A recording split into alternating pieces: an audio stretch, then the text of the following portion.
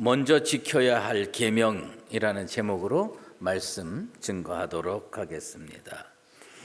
오늘은 어버이 주일입니다. 부모님의 은혜를 생각하며 그분들의 은혜에 만분의 1이라도 보답하는 마음을 다시 형성하는 날입니다. 하나님께서는 부모님들을 통해서 우리에게 생명을 부여해 주셨습니다. 부모님의 은혜를 기억하고 사랑하고 존경하고 우리의 능력이 되는 안에서 보살피는 것, 인간으로서 마땅한 일이고 하나님을 믿는 사람으로서 반드시 해야 하는 일입니다. 제가 사는 동네를 저는 가끔 이렇게 산보를 합니다. 산보를 하는데 그 산보 코스에 재래시장 안으로 한번 늘 이렇게 들어갑니다. 사람들이 어떻게 사시나 이런 걸 한번 보기 위해서 재래시장을 이렇게 가는데 자주 뵈는 꽤 나이가 드신 할머니가 계세요. 그 할머니는 뭐라 그러죠? 전동 휠체어를 타고 다니십니다. 근데 이 전동 휠체어로 못 가시는 데가 없는 것 같아요. 그 재래시장 길이 얼마나 좁아요. 그리고 울퉁불퉁하고 그런데도 거기를 굳이 해가지고 그분이 주로 가는 그 점포가 있어요. 가게가 있어요. 근데 가서 보면요, 이렇게 지나가다가 흘끼들끼 보게 되는데 내가 볼 때 그 점포 주인 아주머니는 이 할머니가 썩 달갑지 않은 것 같아요. 얼굴 표정이 벌써. 근데 이 할머니는 가다 보면 늘 거기에다가 어쩌면 그렇게 이 주차를 잘 해놓는지 몰라요. 딱 주차를 해놓고서 계속 뭔가를 얘기를 해요. 그래서 제가 생각을 해봤어요. 왜 저렇게 저기를 굳이 가서 주인이 별로 좋아하는 것 같지도 않은데 그걸 그렇게 할까? 외로운 거예요. 말동무가 없는 거예요. 그저 가서 그 사람이 듣든 안 듣든 그냥 얘기하는 거예요. 우렁이라고 하는 이렇게 소라 비슷한 거 있잖아요. 그 이야기 잘 아시죠? 우렁이는요, 새끼를 이렇게 하면 자기 옆에 붙여놓고 키운대요. 새끼가 옆에 딱 붙어 있어. 그 다음에 이게 뭐냐면 이 우렁이 새끼가 한 45일 정도 자라나야지 제대로 움직일 수가 있는데 그 45일 동안 그 우렁이 엄마 속살을 파먹어. 그래서 한 점도 남지 않고 다 파먹어. 그럼 그때 다 자라게 되는 거예요. 다 자란. 그리고서 이제 세상에 나가는 거죠. 얼마나 비정합니까? 근데 인간도 별반 다르지 않습니다. 제가 수의제일교회 처음 왔을 때 지금 여기 오늘 어버이 자리에 앉으신 분들 중에 새댁이 수도 없이 많았어요. 여러분 지금 다 할머니, 할아버지 그렇게 보이지만 제가 수의제일교회 처음 1976년도에 왔었는데 1976년도에 올 때 다 새댁이었어요. 그리고 그렇게 예뻤고 고왔고 그랬어요. 근데 이제는 다 늙어서 허리가 휘고 안 아픈 데가 없고 비틀거리고 가끔 나도 잘 못 알아보는 것 같아.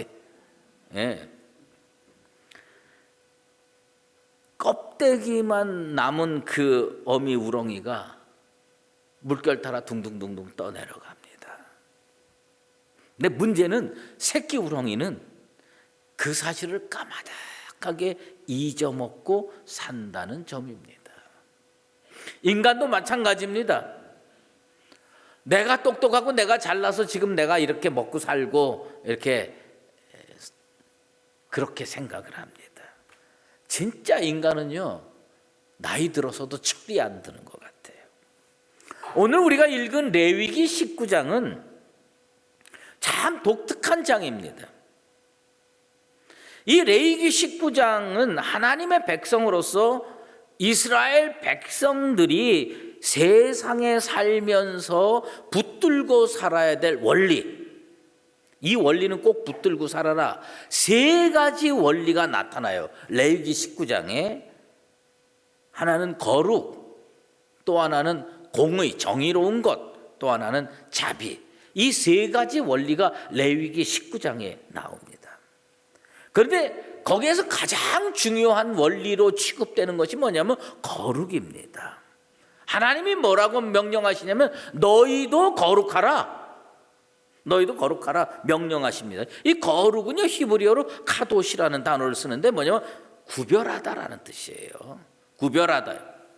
왜 거룩이 중요시 여겼느냐? 이스라엘 백성들이 출애굽하고 광야 생활 그치고 가나안 땅으로 들어갔는데 그 주변이 전부 하나님 안 믿는 이방인이었어요. 그들과 똑같이 살면 신앙 다 팔아먹어요. 그들과 똑같이 살면 여호와 하나님을 잊어먹고 살아요. 그래서 제일 중요한 가치, 제일 중요한 원리가 뭐냐면 구별돼서 사는 거예요. 그게 뭐냐? 거룩입니다. 그런데 21세기를 살아가는 우리에게도 이 거룩이 매우 중요한 믿음의 가치예요. 이 거룩이 없으면 우리는요, 세상에 나가서 나를 지킬 수가 없어요. 나의 믿음을 지킬 수가 없습니다. 그런데 하나님께서요, 모세에게 거룩이 무엇인지를 딱 가르쳐 줍니다. 우리는요, 거룩을 뭐라고 생각하냐요? 하나님 말씀 읽는 거, 기도하며 사는 거, 예배드리며 사는 거, 이걸 우리는 거룩이라고 생각하는데 하나님께서 너희도 거룩하라 이렇게 명령하시고 첫 번째로 제시한 거룩이 뭐냐? 그게 오늘 본문 3절 말씀입니다. 우리의 상상을 뛰어넘는 말씀이에요. 너희 각 사람은 부모를 경외하고 나의 안식일을 지키라. 하나님의 거룩을 설명하면서 뭐냐면 안식일을 지키라. 그냥 안식일이 아니에요. 나의 안식일을 지키라. 하나님의 안식일을 지키라. 그런데 하나님의 안식일을 지키는데 어떻게 지키냐? 너희 각 사람은 부모를 경외하고, 부모를 경외하고. 여러분, 하나님께서 모세에게 10계명을 줬습니다. 1계명부터 4계명까지는 하나님을 섬기는 부분입니다. 5계명부터 10계명까지는 뭐예요? 인간이 이런 도리를 지키고 살아야 된다라는 거예요. 그런데 1계명부터 4계명을 보통 한 돌비에 새겨져 있다고 생각하고 5계명부터 10계명까지 나머지 돌비에 새겨져 있다고 생각하는데 이 사이에는 넘을 수 없는 선이 있다고 생각을 하는 거예요. 그런데 하나님께서요, 4번째 계명과 5번째 계명, 이 사이에는 넘을 수 없는 선이 딱 존재한다고 이스라엘 사람들은 생각하는데 4번째 계명과 5번째 계명을 바꿔버리는 거예요.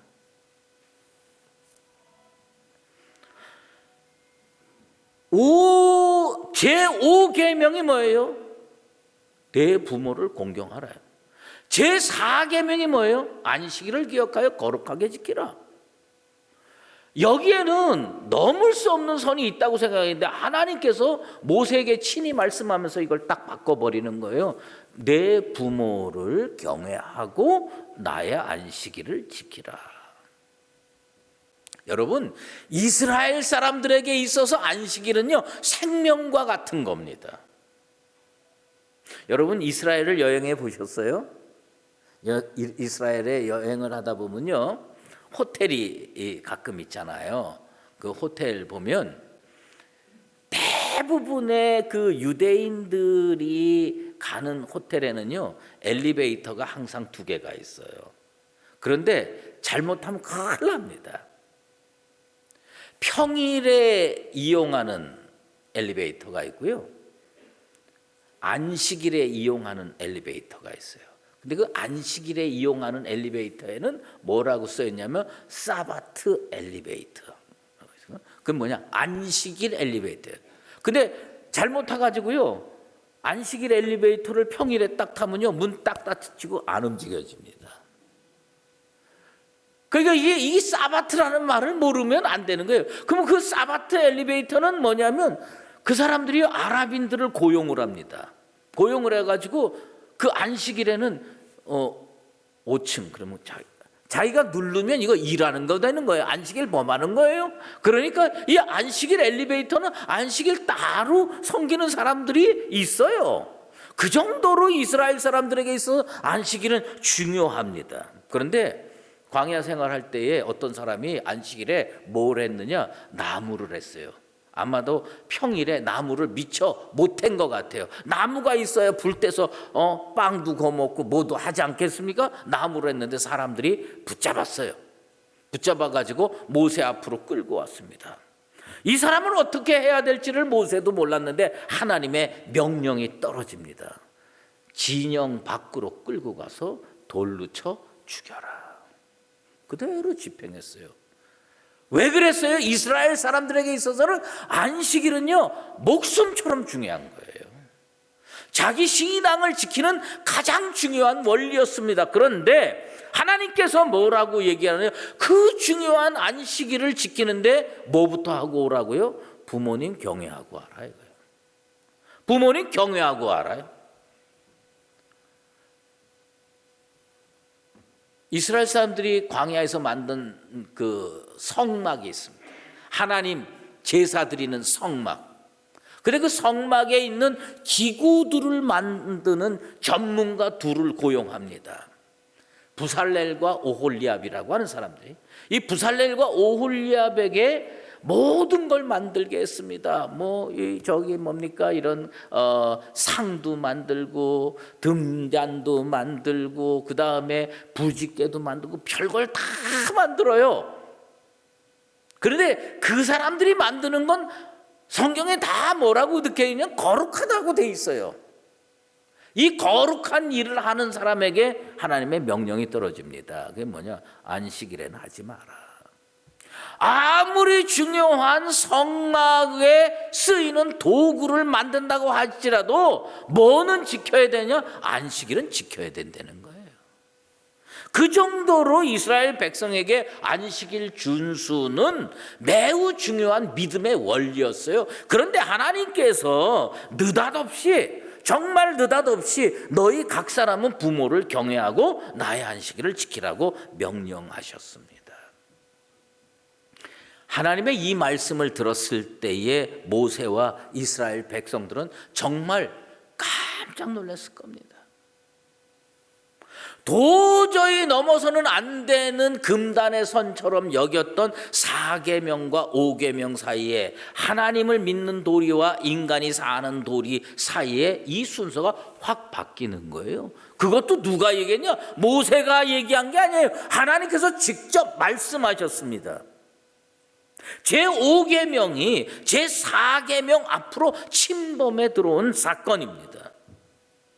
그런데 이스라엘 백성이 그 하나님의 명령의 말씀을 들었을 때 5계명이 4계명 앞으로 오는 것도 경천동지에 놀랄 만한 일이었지만 더 크게 놀란 건 뭐냐면 하나님께서 부모를 공경하고 나의 안식일을 지켜라 라고 말씀하지 않았습니다. 우리는요 다 그게 그거라고 생각해. 근데 이 부분을 잘 읽으면 내 부모를 경외하고 나의 안식일을 지켜라 라고 하나님께서 말씀해 주십니다. 구약 성경을 읽을 때 어떤 특정 단어들은 인간에게 사용하지 않습니다. 그런 단어들은 오직 하나님께만 사용되는 단어들이 꽤 많이 있어요. 그 중에 하나가 뭐냐면 경외하다라는 단어예요. 이 경외하다라는 단어를 히브리어로 야레라고 합니다. 야레라고 하는 거예요. 이거를 절대로 인간에게 쓰지 않았어요. 존경하고 두려워하는 거예요. 존경하고 두려워하는 거예요. 그런데 이 경외하다라는 단어를 모세가 사용한 게 아니에요. 하나님께서 직접 어디다가 갖다 붙였느냐? 거기 갖다 붙일 때가 아니라고 생각을 했는데 부모를 경외하라. 부모를 경외하라. 성경에는 분명히 뭐가 있느냐? 내 부모를 공경하라. 공경하라라는 히브리어가 따로 있어요. 근데 그 단어를 하나님께서 사용하지 아니하고 야래 뭐냐? 내 부모를 경외하라.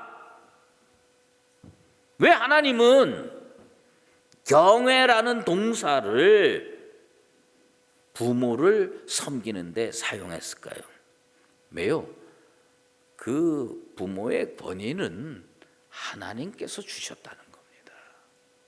그러니까 진짜 신앙생활 제대로 하려면 하나님 경외하는 마음으로 내 부모를 경외하고 그리고 와서 안식일을 지켜라. 그러면 그 신앙은 진짜 신앙이다. 이스라엘 백성에게 안식일을 지키는 것, 그건 그 무엇과도 바꿀 수 없는 절대 계명이에요. 그런데 안식일을 너희들이 정말로 지키기를 원하느냐? 그러면 부모를 먼저 경외하고 나의 안식일을 지키라고 명령하십니다. 이 말씀, 하나님께서 직접 모세에게 선포하신 이 말씀을 이스라엘 백성들이 처음 들었을 때는 어마어마한 충격이었을 거예요. 하나님께만 사용되는 야레라는 동사를 우리 부모에게 하나님은 사용하시는구나. 요즘 용어로 아마 멘붕 왔을 겁니다. 우리는요, 하나님께서 왜 그런 말씀까지 하셨는지 그 이유를 알아야 돼요. 제가 한번 물어보겠습니다. 자식을 사랑하는 것과 하나님을 사랑하는 것과 부모님을 사랑하는 것, 어느 게 가장 쉽고 어느 게 가장 어려울 거라고 생각하세요? 아마 마음속으로 자식 사랑하는 게 제일 쉽고 하나님 사랑하는 게 제일 어려울 거다 이렇게 생각하실 겁니다. 그러나 그렇지 않습니다. 자식 사랑이 쉬운 건 맞아요. 왜요? 본능이 작동하는 거예요. 내 새끼인데 사랑하지 말라고 그래도 저절로 사랑하는 거예요. 눈에서 사랑이 뚝뚝 떨어집니다. 있는 것 없는 것 다 줘도 아깝지 않습니다. 오히려 부족하다는 생각이 듭니다. 그래서요, 자식을 그렇게 사랑하는 거 쉬운 거예요. 그 다음에 쉬운 건 뭐냐? 저는 하나님 사랑이라고 확신하고 있습니다. 왜요? 하나님 사랑해야 우리 구원 얻습니다. 하나님 사랑해야 우리 은혜 받습니다. 축복 받습니다. 그래서 하나님 사랑도요, 그렇게 어려운 것은 아니에요. 물론 어려운 부분이 있죠. 하지만 그렇게 어려운 게 아니에요. 가장 어려운 게 뭐냐? 부모 사랑하는 겁니다. 우리는요, 부모를 자기에게 무언가를 주는 존재로 인식하고 있습니다. 이 부모 사랑이요, 말로는 쉬운 것 같지만 그렇게 쉽지 않아요. 그래서 예수님께서 탁 꼬집어서 얘기한 부분이 있어요. 그게 뭐냐? 고르반이라는 겁니다. 이스라엘 백성들이요, 자기 부모님을 봉양해야 돼요. 자기 부모를 잘 섬겨야 돼요. 근데 이걸 살짝 속여 먹어요. 자기가 가지고 있는 재산을 부모님 봉양하고 부모님께 용돈 드리는 데 써야 되는데 이걸 뭐라 그러냐? 이거 하나님께 드렸어. 하나님께 드릴 작정이야. 고르반. 그러면 그 다음엔 섬기지 않아도 된다는 겁니다. 예수님께서 왜 그거를 지적하셨을까요? 왜요? 그 당시 문화 속에서 이스라엘 백성들이요, 그 부모 효도 잘하는 민족임에도 불구하고 이 사람들이요, 부모 잘 안 섬겼다는 이야기입니다. 이스라엘 백성만 그렇습니까? 늙은 부모님 섬기는 거 요즘 매우 꺼려합니다. 부모님 언제 섬기려고 하고 어떨 때 섬기려고 합니까? 죄송합니다. 내가 너무 냉정하게 얘기해서 부모님 재산이 남아 있을 때,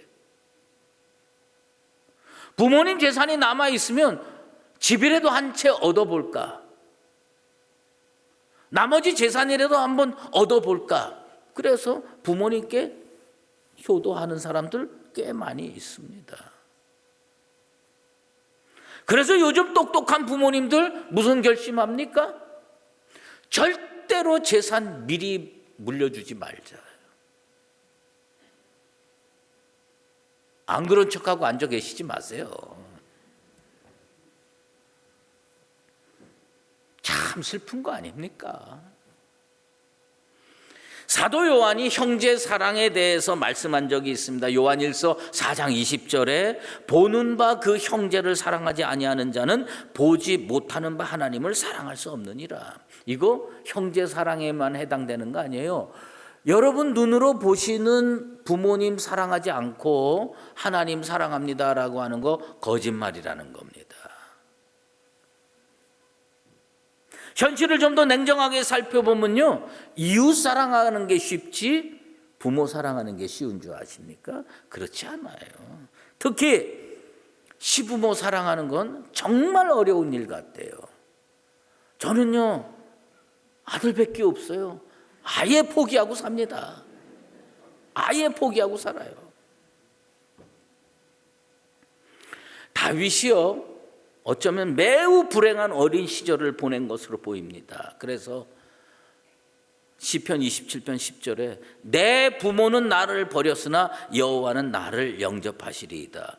어떤 주경학자가 이걸 하는데 이건 상징적인 표현이라고 이렇게 추석을 달아놨더라고요. 내가 그 주경학자를 만나보고 싶어. 너 성경 제대로 읽었냐?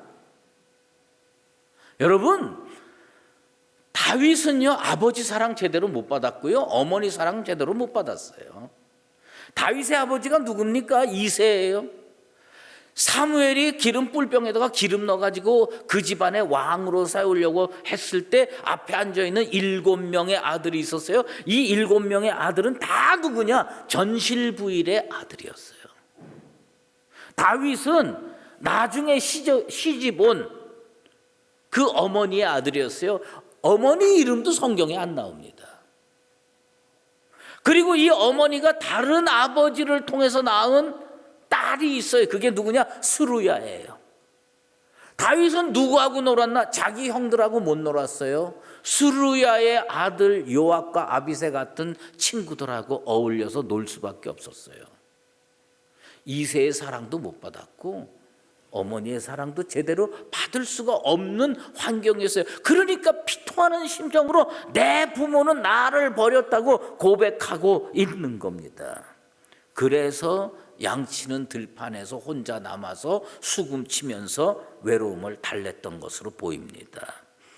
그렇다고 하더라도 부모에게 효도해야 하는 겁니다.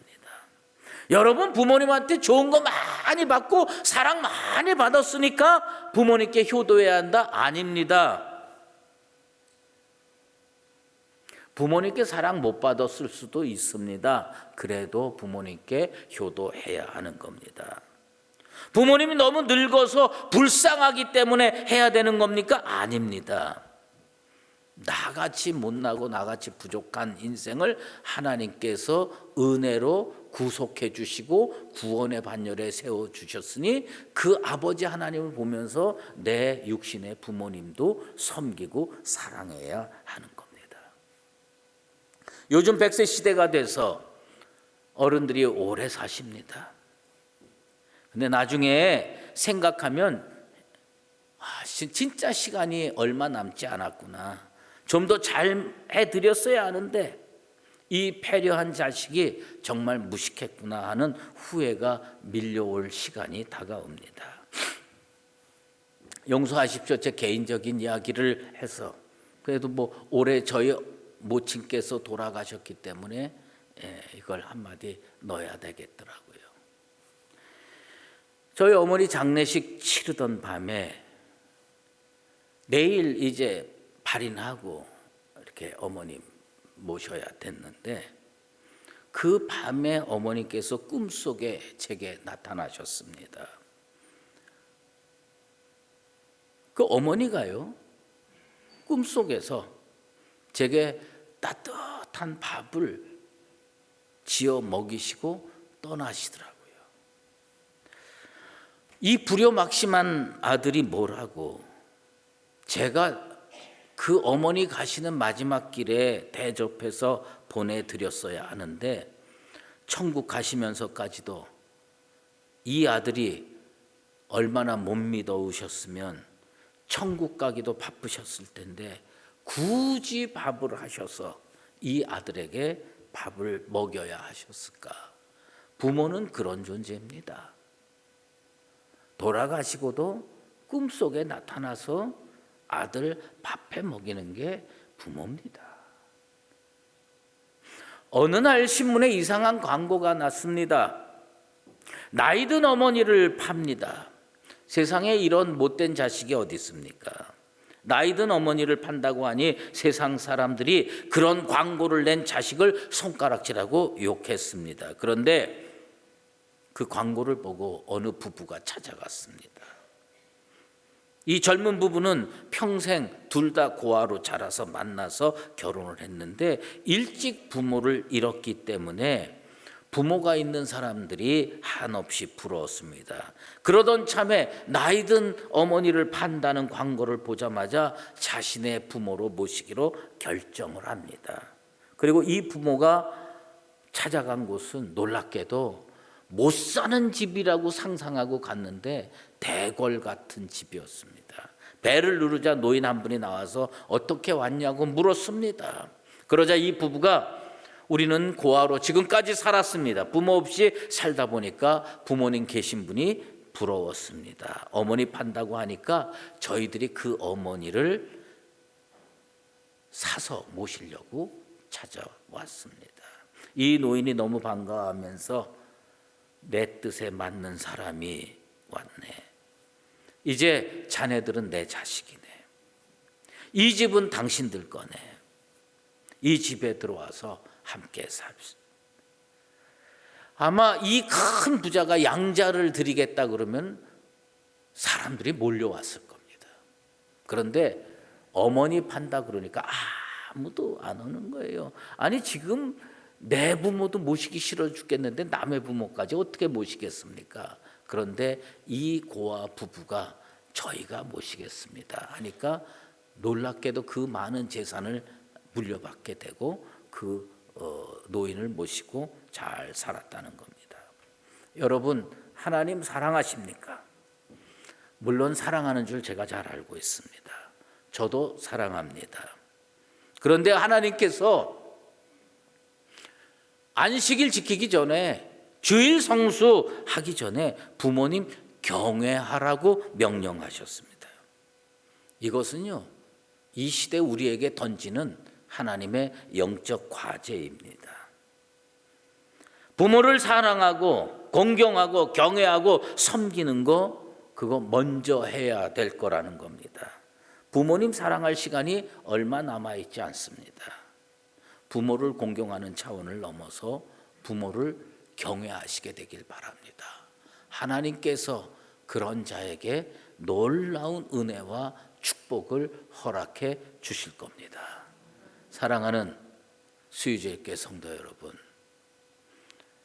부모님 다 보내고 내가 좀 더 잘할 걸 그렇게 하지 마시고 지금 부모님 살아계실 때에 부모님을 경외하시게 되길 바랍니다. 하나님의 명령입니다. 이 명령 붙들고 거룩하게 살아가는 나와 여러분 되시기를 예수 그리스도의 이름으로 축원합니다. 기도하겠습니다. 하나님 아버지 감사합니다. 하나님께서 세우신 영적 질서가 아니었으면 제가 어찌 이 땅에 태어났겠습니까? 부모님 보내주시고 부모님을 통해서 나 같은 인생에게 생명 주심을 감사드리옵나이다. 이제 하나님께서 레위기 19장에 내 부모를 공경하고 그렇게 말씀하지 아니하시고 내 부모를 경외하고 나의 안식일을 지키라고 명령하셨음을 기억하게 도와 주시옵소서.